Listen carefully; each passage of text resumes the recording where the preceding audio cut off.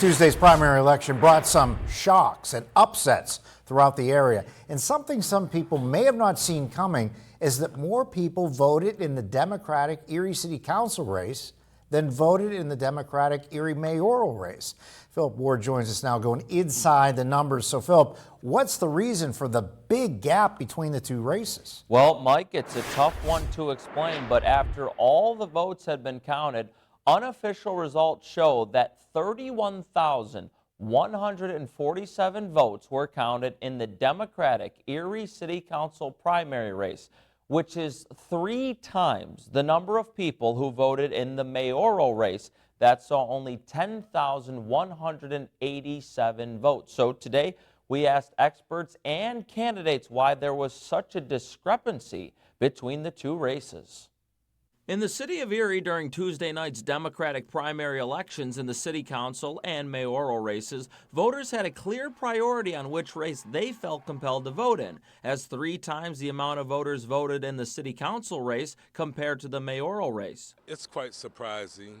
Andre Horton was the leading vote getter not only in his race for city council, but for all Democrats in the city of Erie. He thinks a lack of interest in the mayoral race may have caused the discrepancy.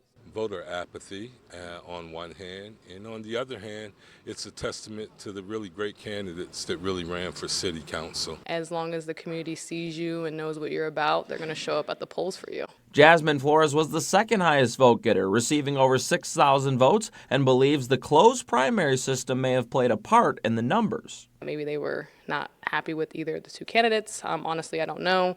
We have a lot of independent voters in the city as well, so they weren't able to participate, but it makes me feel good that I was able to get that many votes. Erie News Now political contributor Dr. Joe Morris described the gap between the races as the result of the individual candidates getting their constituents out to the polls to support them. Every one of them nurtures a group of people that are really committed to them. And the fact that we see some people turning out to vote that only vote for one candidate but don't vote in another race, that's not uncommon in municipal elections. So probably that discrepancy is the result of people just being devoted to particular candidates and showing up and voting. Now, Mike, on the Republican side of things, both the 4 Republican city council candidates ran unopposed, as did the mayoral candidate. And of course, stay tuned to Erie News Now, the only local news station that was live for you during all the big races last night, as we'll make sure to keep you up to date ahead of Election Day on November 4th. Live in the studio, Philip Ward, Erie News Now.